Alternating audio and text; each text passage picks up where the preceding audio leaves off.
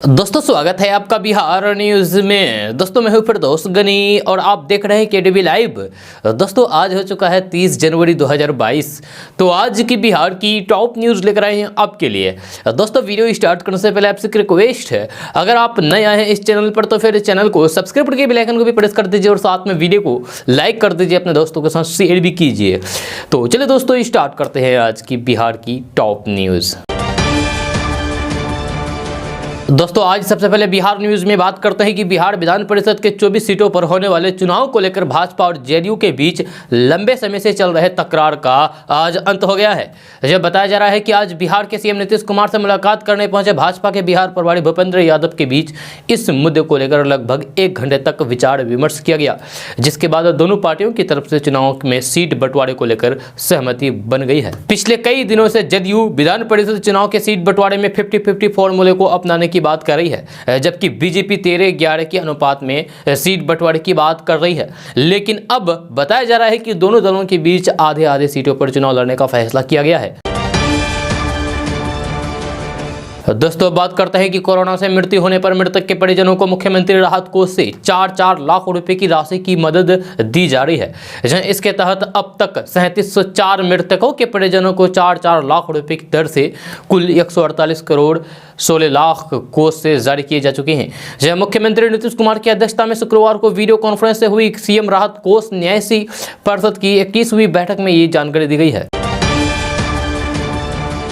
दोस्तों बात करते हैं कि बिहार में मदरसे को लेकर सवाल उठाने वाले बीजेपी के नेताओं को आज नीतीश कुमार की ओर से जवाब दिया गया। सीएम नीतीश कुमार के सबसे करीबी माने जाने वाले शिक्षा मंत्री विजय कुमार चौधरी ने लिखित बयान जारी किया है और कहा है कि बिहार के मदरसों के माध्यम से ही मुसलमानों में राष्ट्र प्रेम की भावना जगेगी। मदरसों में सवाल उठाने वाले गलत है। आपको बता दूं कि नीतीश सरकार में शामिल बीजेपी कोटे के 3 मंत्रियों ने बिहार के मदरसे पर सवाल उठाते हुए उन्हें दी जा रही सरकारी मदद को बंद करने की मांग की थी। दरअसल बिहार सरकार में बीजेपी कोटे के मंत्री नीरज कुमार बबलू ने मदरसों को लेकर गंभीर आरोप लगाए थे। मंत्री का कहना था कि मदरसे में देश विरोधी शिक्षा दी जाती है, एक धर्म के खिलाफ पढ़ाया जाता है। नीरज कुमार बबलू ने मदरसों में बिहार के स्कूलों की तरह पढ़ाई कराए जाने और फिर उनकी निगरानी की मांग की थी। मंत्री नीरज कुमार ने कहा था कि मदरसे को चलाने के लिए बिहार सरकार पैसे देती है, लेकिन उन्हीं पैसे से देश विरोधी बातों की शिक्षा दी जाती है और एक धर्म विशेष के खिलाफ बच्चे के मन में जहर भराया जाता है। ये किसी सूरत में ठीक नहीं है। जी हाँ, ये मंत्री ने कहा है। साथ ही मंत्री नीरज कुमार बबलू का बयान बीजेपी कोटे के एक और मंत्री जीवेश मिश्रा ने भी समर्थन किया था। इसके बाद बिहार की सियासत गर्म थी, जब बीजेपी के 2 मंत्रियों द्वारा मदरसा पर बेहद गंभीर आरोप लगाने के बाद सरकार के जेडीयू कैंप की ओर से जवाब आया, जहां नीतीश कुमार के सबसे करीबी माने जाने वाले शिक्षा मंत्री विजय कुमार चौधरी ने लिखित बयान जारी किया है। जब विजय चौधरी ने कहा कि मदरसे को लेकर किसी तरह की भ्रांति फैलाना गलत बात है। संविधान के अनुच्छेद 30 के तहत अल्पसंख्यकों को अपने धर्म पर आधारित संस्थान खोलने की छूट है। बिना किसी सबूत के मदरसे पर आरोप लगाना सरासर गलत है। जब शिक्षा मंत्री विजय कुमार चौधरी ने कहा है कि नीतीश सरकार मदरसा सुदृढ़ीकरण योजना चला रही है। सभी मदरसों में छात्र छात्राओं को मजहबी किताबों के साथ साथ एनसीईआरटी की किताबें पढ़ाई जा रही है। यूनिसेफ के सहयोग से मदरसों में आधुनिक और समसामयिक विषयों पर जागरूकता फैलाने का कार्यक्रम चलाया जा रहा है।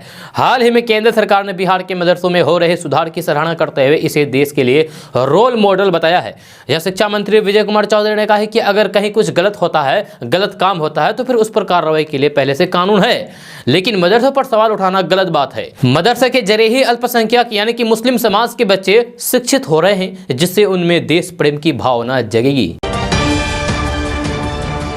दोस्तों बात करते हैं कि आरआरबी एनटीपीसी रिजल्ट में गड़बड़ी को लेकर पिछले 3 दिनों से जारी हंगामे के बाद पटना पुलिस ने बुधवार की रात खान सर समेत 6 शिक्षकों के खिलाफ पत्रकार नगर थाने में एफआईआर दर्ज करके आगे की कार्रवाई शुरू कर दी है। इन पर रेलवे अभ्यर्थियों को हंगामा और फिर प्रदर्शन के लिए उकसाने का आरोप लगाया है। दरअसल पटना पुलिस को खान सर का एक वीडियो भी हाथ लगा है, जिसके आधार पर पुलिस ने यह कार्रवाई की है। खान सर ने 30 नवंबर 2021 को अपने यूट्यूब चैनल पर आरआरबी एनटीपीसी से संबंधित एक वीडियो अपलोड किया था, जहां उन्होंने इसमें नौकरी से संबंधित सभी जानकारियों का जिक्र किया है। इसके साथ ही उन्होंने भर्ती बोर्ड की खामियों को बताने के साथ साथ किसान आंदोलन से जुड़े कुछ तस्वीरों को भी शेयर किया है, और लिखा है कि छात्रों को अपनी मुहिम किसान आंदोलन की तरह लंबी चलानी होगी। उनके इस वीडियो पर 25 लाख व्यूज हैं, 2,40,000 लाइक्स हैं और इनमें एक भी डिसलाइक नहीं है। इसके साथ ही 1 दिसंबर को उन्होंने रेलवे अभ्यर्थियों के समर्थन में ट्विटर पर #justice for railway student campaign भी चलाया है, जिस जिसमें लाखों लोगों ने ट्वीट किया है। आप आगे इस छोटी सी वीडियो को देखिए। हुई है और शुक्र मनाइए सरकार की अभी कोरोना है, वरना लड़के सड़क पे नहीं उतरे हैं। वरना अगर ऐसा ही हाल रहा ना तो हम गारंटी देते हैं कि लड़के सड़क पे उतर जाएंगे, और नहीं उतरे ना तो हम लोग उतार देंगे। यहाँ पे हम गारंटी कसम खाते हैं भारत मां की, अगर नहीं सुधरा ना तो लड़कों को उतार दिया जाएगा सड़क पर। फिर दिल्ली में जगह नहीं बचेगी लड़कों को बैठाने के लिए। दिल्ली का क्षेत्रफल उतना नहीं है जितना भारत के युवाओं है, उतना भर जाएंगे ना, फिर जगह नहीं बचेगी। फिर एक क्रांति आ जाएगी यहाँ पर, जिसे इतिहास में लिखा जाएगा कि एक ऐसी क्रांति थी जो भारत के युवाओं ने अपने भविष्य के लिए लिखा था। मत खेलिए, मत ललकारिए युवाओं को, वरना ये दोस्तों बात करते हैं कि बिहार में रहने वाले लोगों के लिए बड़ी खबर सामने आ रही है। ताज़ा रिपोर्ट्स के मुताबिक बिहार के पटना, नालंदा, गया, पूर्णिया सहित 16 जिलों में कोल्ड डे जैसे हालात उत्पन्न हो गए हैं। यह तापमान में लगातार हो रही गिरावट से लोगों को ठंड और कनकनी का सामना करना पड़ रहा है। खबर के अनुसार बिहार के पटना, नालंदा, गया, पूर्णिया, पश्चिमी चंपारण, भागलपुर, बांका, जमुई, मुंगेर, खगड़िया, सिवान, सारण, पूर्वी चंपारण, गोपालगंज, सीतामढ़ी, मधुबनी, मुजफ्फरपुर, दरभंगा, वैशाली, मधेपुरा, सहरसा, कटिहार, शिवहर, समस्तीपुर, सुपौल, अररिया, किशनगंज, शेखपुरा, बेगूसराय, लखीसराय, जहानाबाद में अगले 2-3 तक कोल्ड डे की स्थिति बनी रहेगी। आपको बता दूं कि इन जिलों में सुबह और शाम को तेज ठंड का सामना करना पड़ेगा। 8 से 10 किलोमीटर प्रति घंटे की रफ्तार से चल रही पछुआ हवा के कारण लोगों को फिलहाल ठंड से राहत नहीं मिलेगी। हालांकि दिन में थोड़ी बहुत राहत मिल सकती है। मौसम वैज्ञानिकों की माने तो बिहार के अलग अलग इलाकों में सुबह के समय हल्के से मध्यम स्तर तक का कोहरा भी दिखाई देगा। जनवरी के अंतिम दिनों में लोगों को कनकनी और फिर ठिठुरन का सामना करना पड़ेगा। क्लाइमेट चेंज के कारण जनवरी महीने में इतनी ठंड पड़ रही है। दोस्तों अब बात करते हैं कि बिहार में ड्राइविंग लाइसेंस बनाने की चाहत रखने वाले लोगों के लिए पटना से बड़ी खबर सामने आ रही है। ताज़ा रिपोर्ट्स के मुताबिक बिहार में ड्राइविंग लाइसेंस बनाने के नियम में बदलाव किए गए हैं। इस बदलाव के बारे में सभी लोगों को सही जानकारी होनी चाहिए। खबर के अनुसार परिवहन विभाग ने सभी जिलों के जिला परिवहन अधिकारी को पत्र लिखकर नई व्यवस्था को लागू करने के आदेश दिए गए हैं। इस नई व्यवस्था के तहत अब आपका जिस जिले में लर्निंग लाइसेंस बनाया गया है वहीं से लाइट या फिर परमानेंट लाइसेंस भी मिलेगा। आपको बता दूं कि बिहार में बहुत से लोग ड्राइविंग टेस्ट से बचने के लिए एक जिले से लर्निंग लाइसेंस बनवा लेते थे और फिर दूसरे जिले से परमानेंट ड्राइविंग लाइसेंस के लिए आवेदन करते थे। इसे देखते हुए विभाग ने इसके नियम में ही बदलाव कर दिया है। जहां बिहार में अब आप जिस जिले से लर्निंग लाइसेंस बनवाएंगे अब आपको उसी जिले से परमानेंट लाइसेंस बनवाना होगा। दूसरे जिले से आवेदन करने पर आपके आवेदन को रद्द कर दिया जाएगा। इसको लेकर सभी जिलों को निर्देश दे दिए गए हैं। दोस्तों बात करते हैं कि पाकिस्तान के पंजाब प्रांत की राजधानी में एक 14 वर्षीय लड़के ने कथित तौर पर ऑनलाइन गेम पबजी के प्रभाव में मां और 2 नाबालिग बहनों सहित अपने पूरे परिवार की गोली मारकर हत्या कर दी। पिछले हफ्ते पाकिस्तान के लाहौर के कहना इलाके में 45 वर्षीय स्वास्थ्य कार्यकर्ता नाहिद मुबारक अपने 22 वर्षीय बेटे तैमूर और 17 और 11 साल की 2 बेटियों के साथ मृत पाई गई थी। पुलिस ने एक बयान में कहा है कि महिला का किशोर बेटा ही हत्यारा निकला है और अब वो अपने परिवार में बचा एक लौता शख्स है। पुलिस ने आगे कहा है कि पबजी गेम के आदी लड़के ने कबूल किया है कि उसने खेल के प्रभाव में अपनी मां और भाई बहनों की हत्या कर दी। जब दिन में लंबे समय तक ऑनलाइन गेम खेलने के कारण उसे कुछ मनोवैज्ञानिक समस्या हो गई। जब पुलिस ने कहा है कि नाहिद एक तलाकशुदा थी और अक्सर लड़के को उसके पढ़ाई पर ध्यान न देने और फिर अपना ज्यादातर समय पबजी खेलने में बिताने के लिए डांटती थी। जी हां, पुलिस ने कहा है कि घटना के दिन भी नाहिद ने लड़के को इस बात पर डांटा। बाद में लड़के ने अलमारी से अपनी मां की पिस्तौल निकाली और उसे और उसके 3 अन्य भाई बहनों को नींद में ही गोली मार दी। तो अगर आपके भी घर में कोई भी बच्चा या फिर आपका बेटा या फिर कोई और भी पबजी गेम खेलता हो तो फिर उसको आप जरूर समझाएं, नहीं तो फिर आपको भारी पछताना पड़ सकता है आगे चल करके। दोस्तों अब बात करते हैं कि ट्रेन से सफर करने वाले लोगों के लिए अच्छी खबर सामने आ रही है। ताज़ा रिपोर्ट्स के मुताबिक रेलवे ने जमालपुर भागलपुर रेलखंड के रतनपुर हाल्ट के पास एक और रेल सुरंग तैयार कर लिया है। बहुत जल्द इस सुरंग से ट्रेनों का परिचालन शुरू कर दिया जाएगा। खबर के अनुसार मालदा डिवीजन के CRS AM चौधरी और फिर DRM यतीन्द्र नाथ अपने स्पेशल ट्रेन से सुरंग पहुंचे और फिर इस सुरंग के कार्य का निरीक्षण किया। साथ ही साथ सुरंग में रेलवे ट्रैक की सुरक्षा और फिर अन्य बिंदुओं का जायजा भी लिया। आपको बता दूं कि इस सुरंग का निर्माण 2019 से किया जा रहा था। इसकी लंबाई 341 मीटर और फिर इस सुरंग में कई बार 110 की स्पीड से ट्रेनों का ट्रायल भी हो चुका है। बहुत जल्द इस सुरंग से ट्रेन का परिचालन किया जाएगा। इसको लेकर तैयारियां की जा रही है। दोस्तों बात करते हैं कि पटना एयरपोर्ट पर सैंडल में जीपीएस ट्रैकर के साथ पकड़ी गई लड़की को पुलिस ने पीआर बॉन्ड पर उसके रिश्तेदार को सौंप दिया गया है। बताया जाता है कि जीपीएस ट्रैकर चालू हालात में नहीं था। जब सैंडल में जीपीएस ट्रैकर लगी थी, इस बात की जानकारी लड़की को नहीं थी। जब पुलिस ने लड़की से पूछताछ की तब इस बात का उन्हें पता चला। जब लड़की से पूछताछ के बाद उसे छोड़ दिया गया है। रात भर सुरक्षा एजेंसियों और फिर पटना पुलिस ने पूछताछ की है। जांच के बाद सामने आया है कि लड़की के साथ किसी ने मजाक किया था। साथ ही बरामद डिवाइस प्रतिबंधित नहीं है, जिसके बाद लड़की को पीआर बॉन्ड पर उसके रिश्तेदार को सौंप दिया गया है। आपको बता दें कि शुक्रवार को पटना एयरपोर्ट पर यात्रा के लिए एक लड़की पहुंची थी, जिसके सैंडल में जीपीएस ट्रैकर मिला था, जिसके बाद एयरपोर्ट पर हंगामा मच गया। लड़की को इंडिगो की फ्लाइट से बेंगलुरु जाना था, लेकिन एयरपोर्ट पर स्कैनिंग के दौरान उसके बैग में रखे एक सैंडल में जीपीएस ट्रैकर को ट्रेस किया गया, जिसके बाद सीआईएसएफ के जवानों ने उसे रोक लिया। लड़की पटना के सुल्तानगंज थाना इलाके की रहने वाली है। सीआईएसएफ के जवानों ने जब उसकी बैग की तलाशी ली तो उसके अंदर रखे एक कीमती सैंडल के सोल में लगाया गया जीपीएस ट्रैकर मिला। जवानों ने देखा कि सैंडल के सोल को काट करके उसमें जीपीएस फिट कर दिया गया था, फिर दोबारा उसे जोड़ दिया गया था। जब लड़की के पकड़े जाने के बाद जांच एजेंसियों के कान खड़े हो गए। आनंद फानन में पूरे मामले की जांच शुरू कर दी गई। लड़की ने पुलिस को बताया है कि वह अपने पिता के पास बेंगलुरु जा रही थी। एयरपोर्ट थाने की पुलिस ने इस मामले की जांच की। दोस्तों बात करते हैं कि बिहार बोर्ड कक्षा 12वीं की परीक्षा 1 फरवरी 2022 से आयोजित की जाएगी। इस साल कोरोना प्रोटोकॉल का पालन करते हुए बिहार बोर्ड परीक्षा को नकल विहीन तरीके से आयोजित किया जाएगा। इसके लिए बिहार बोर्ड परीक्षा के अधिकारियों ने कमर कसकर तैयारी की है। बिहार बोर्ड परीक्षा में एंट्री से पहले हर परीक्षार्थी की स्ट्रिक्ट चेकिंग की जाएगी। बिहार बोर्ड इंटरमीडिएट परीक्षा शुरू होने में ज्यादा समय नहीं बचा है। इस साल बिहार बोर्ड कक्षा 12वीं की परीक्षा में शामिल होने वाले छात्रों को परीक्षा पैटर्न पता होना चाहिए। इससे परीक्षा की फाइनल तैयारी में काफी आसानी हो जाती है। नकल मुक्त परीक्षा के लिए बिहार बोर्ड इंटर में हर विषय के प्रश्न पत्र के 10 सेट रहेंगे। हर सेट में प्रश्न तो एक जैसे रहेंगे, लेकिन प्रश्नों की संख्या अलग अलग रहेगी। प्रश्न पत्र के हर सेट की अलग अलग संख्या भी रहेगी। परीक्षार्थियों को यह संख्या अपनी उत्तर पुस्तिका और फिर OMR सीट पर भरनी होगी। परीक्षा हॉल में इसका मिलान किया जाएगा। दोस्तों अब बात करते हैं कि भाजपा नेता हरिभूषण ठाकुर के मदरसे वाले बयान को लेकर बीजेपी जेडीयू एक बार फिर से आमने सामने है। बिहार सरकार में अल्पसंख्यक कल्याण मंत्री जमा खान ने कहा है कि जो लोग ऐसी बयानबाजी करते हैं उनको जानकारी ही नहीं है। जिन्हें लगता है कि मदरसे में दहशतगर्द की पढ़ाई होती है, वे हमारे साथ मदरसे में चलकर देखें। अगर दहशतगर्दी पाए गए तो हम राजनीति छोड़ देंगे। मंत्री जमा खान ने कहा है कि मदरसों में नैतिकता, मानवता का, देश प्रेम का पाठ पढ़ाया जाता है। अगर चलकर देखेंगे तो फिर पता चलेगा कि वहां क्या पढ़ाया जाता है। जो हमारी धार्मिक किताबें हैं उनमें मानवता का भी पाठ पढ़ाया जाता है। मदरसे से ही निकल करके हजारों उलेमा आज़ादी की लड़ाई में हिस्सा लिए और देश के लिए शहादत दिए। मंत्री जमा खान ने कहा है कि ऐसे बयान पहले भी आते थे। लोग अफवाह उड़ाते हैं, जब मदरसों को बदनाम करने की कोशिश करते हैं, लेकिन जब जांच की जाती है तो फिर कुछ नहीं मिलता है। जिन्हें जानकारी ही नहीं है वो ऐसा बयान देते हैं। अगर असलियत जानेंगे तो फिर खुद मदरसों को मजबूत करने के लिए सहयोग करेंगे। दोस्तों अब बात करते हैं कि बिहार में बेखौफ अपराधियों ने एक बार फिर से आभूषण दुकान में बड़ी लूटपाट की घटना को अंजाम दिया है। दिन दहाड़े हुए इस लूट में अपराधियों ने ताबड़तोड़ बमबारी भी की है। पिछले कुछ दिनों में सोने चांदी की दुकान में लूट के लगातार 5वीं बार वारदात हुई है। यह पटना के बाकरगंज, राजीव नगर के साथ साथ बिहार शरीफ और गोपालगंज में अपराधियों ने स्वर्ण भूषण की दुकान पर लूट के साथ गोलीबारी की और फिर मर्डर की घटनाओं को अंजाम दे चुके हैं। घटना के बारे में मिल रही खबर के मुताबिक पिस्तौल और बम से लैस अपराधियों ने सीवान के दरोंदा के चांद चौड़ी बाजार में सोने चांदी की दुकान पर लूट की घटना को अंजाम दिया है।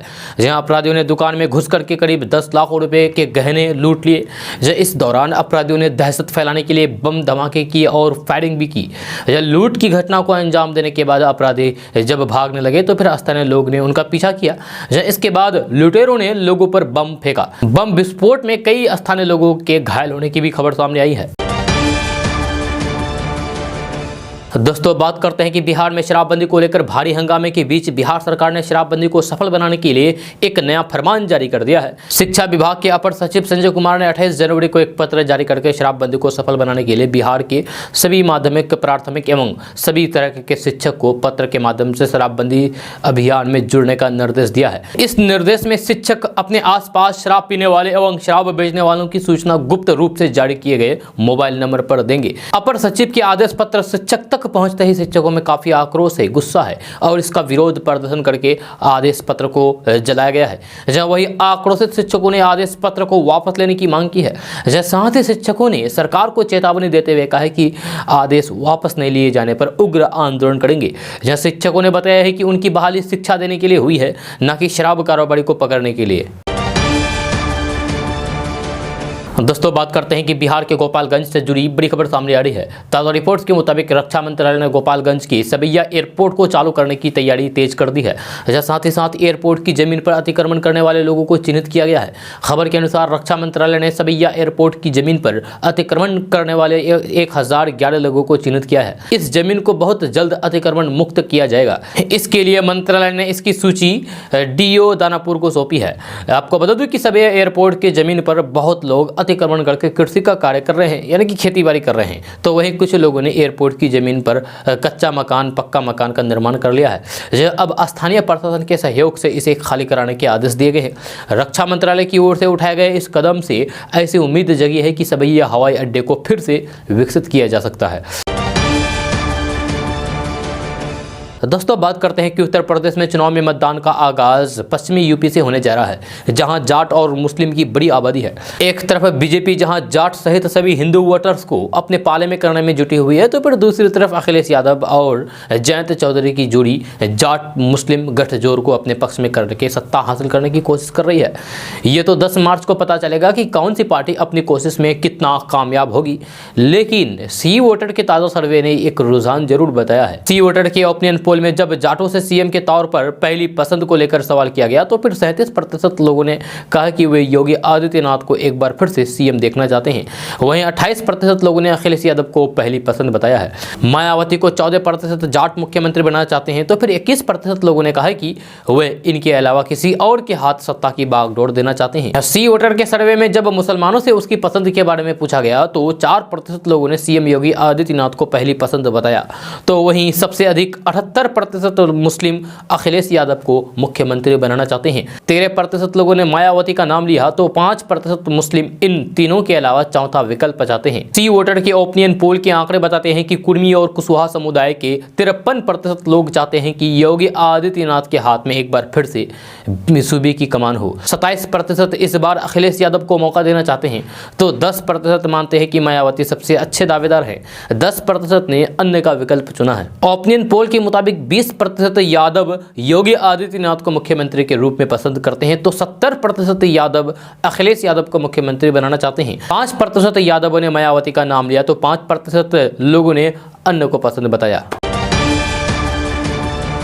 दोस्तों बात करते हैं कि भारत में कोरोना के खिलाफ टीकाकरण अभियान को लगातार मजबूत किया जा रहा है। कोरोना की तीसरी लहर के दौरान भी देखा गया था कि जिन लोगों ने कोरोना का टीका लगाया था, उन्हें कोरोना होने पर ज़्यादा गंभीर बीमारी नहीं झेलनी पड़ रही है। इसके साथ ही वैक्सीनेशन के कारण कोरोना मृत्यु दर में भी कमी आई है।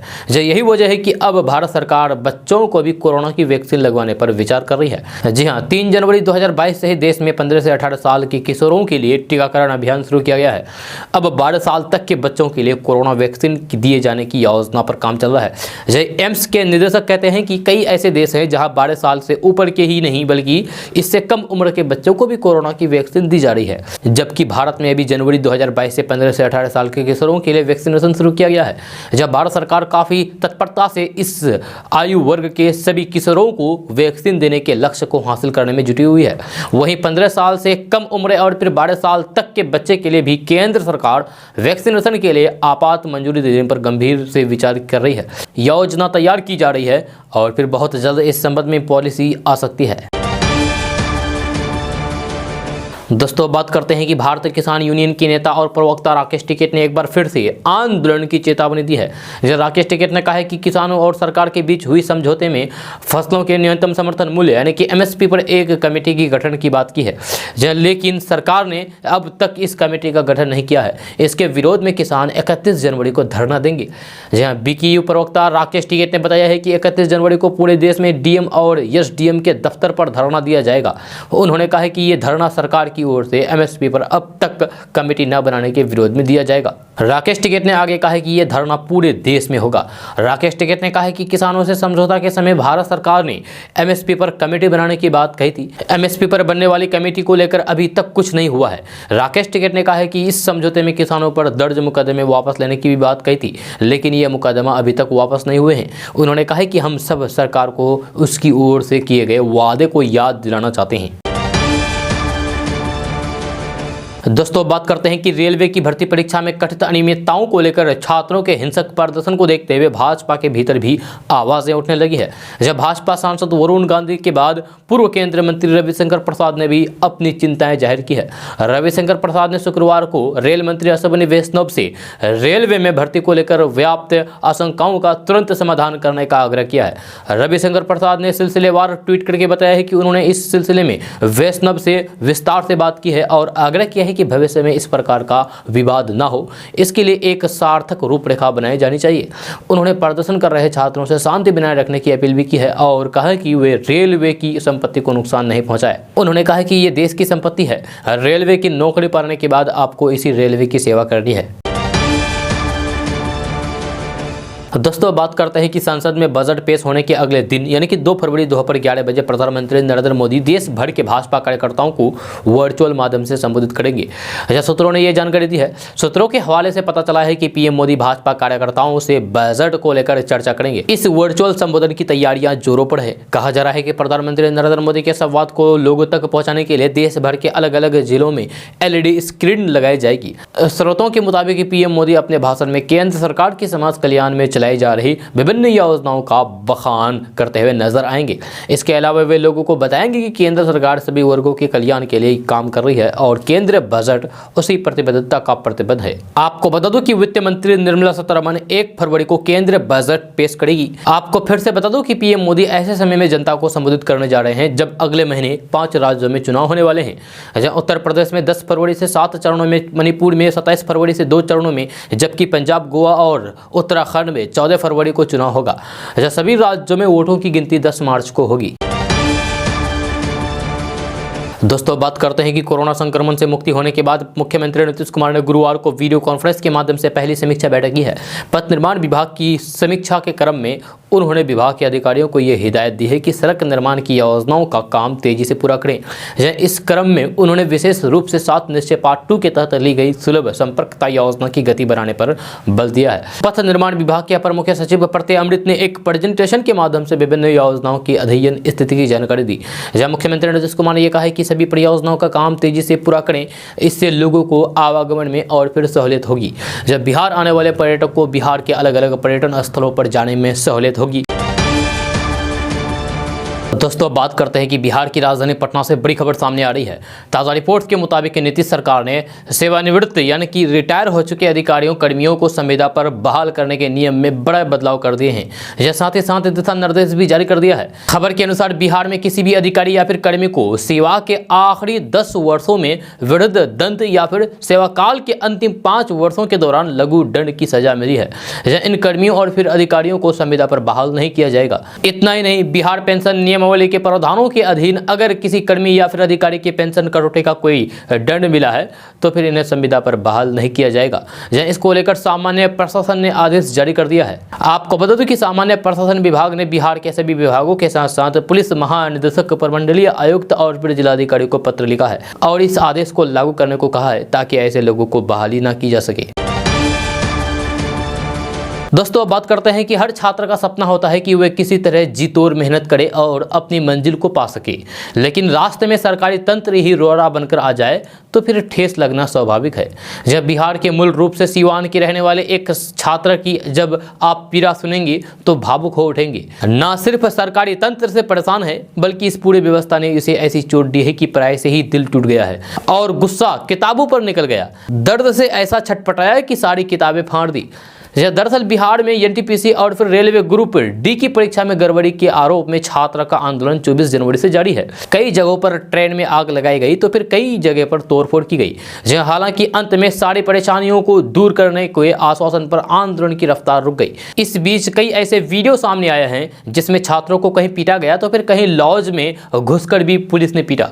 छात्रों का सीधा आरोप था कि ना तो समय पर परीक्षा होती है और न ही रिजल्ट आता है, अगर कुछ होता भी है तो फिर सब लेट। इस पूरी व्यवस्था से परेशान होकर के सीवान के रहने वाले एक छात्र ने अपनी सारी किताबें फाड़ डाली। सोशल मीडिया पर वायरल हुआ ये वीडियो केडीबी लाइव के हाथों लगा तो फिर इसकी हमने पड़ताल की। पता चला है कि पटना के मुसल्लपुर हाट के प्रोफेसर कॉलोनी में एक लॉज में रहकर पढ़ाई करने वाला एक छात्र पुष्पेंद्र कुमार ने ऐसा काम किया है। पुष्पेंद्र कुमार ने एक न्यूज चैनल से बातचीत में कहा है कि वे अब मानसिक रूप से परेशान हो चुके हैं। पुष्पेंद्र ने कहा है कि उसके पिता एक मामूली किसान है। वे 6 साल से लॉज में किराया देकर के रेलवे प्रतियोगिता और फिर एसएससी के लिए तैयारी कर रहा है। जब एक बार रेलवे की ओर से परीक्षा निकाले जाने के बाद वे मेडिकल में अनफिट हो गया।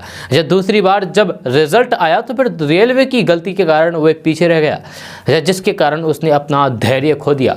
जब 26 जनवरी को पूरा देश गणतंत्र दिवस मना रहा था तब पुष्पेंद्र ने सरकारी सिस्टम्स के खिलाफ गुस्से में अपनी सारी किताबें फाड़ दी। एक न्यूज चैनल से भावुक होकर ही पुष्पेंद्र कुमार ने कहा है कि वे सपने लेकर गांव से आया था, जहां अब वे पढ़ाई नहीं करेगा बल्कि घर चला जाएगा। उसने कहा है कि गांव में उसके पिता किसान है, 2 साल 3 साल तक रेलवे की वैकेंसी नहीं आती है, जब आती है तो फिर इस तरह होता है।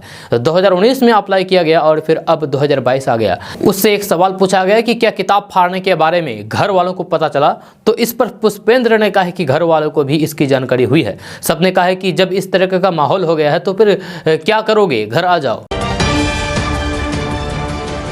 दोस्तों बात करते हैं कि 1 मिनट का समय शायद आपको बेहद कम लगता होगा, लेकिन भारत के सबसे अमीर बिजनेसमैन मुकेश अंबानी और उनकी कंपनी रिलायंस इंडस्ट्रीज लिमिटेड के लिए ये 60 सेकंड यानी कि 1 मिनट भी बहुत मायने रखते हैं।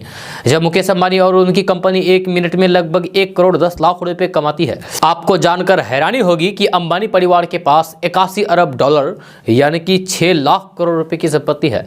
वे दुनिया की 5वीं सबसे अमीर फैमिली है। मुकेश अंबानी का घर दुनिया का सबसे महंगा घर है क्योंकि इनका नेटवर्थ $1 बिलियन से ज्यादा है। 60 मंजिला इस इमारत में ऐसा गराज है जिसमें 168 कार आती है। यह परिवार के इस एक सदस्य के लिए अलग हेल्थ क्लब, सिनेमा हॉल और 600 लोगों का स्टाफ इस घर में काम करता है। मुकेश अंबानी और नीता अंबानी ने कई इंटरव्यू में परिवार के एक साथ होने की अहमियत के बारे में भी बात की है। जहां कई मीडिया रिपोर्ट्स कहती है कि मुकेश अंबानी हर संडे को अपने परिवार के साथ समय बिताते हैं।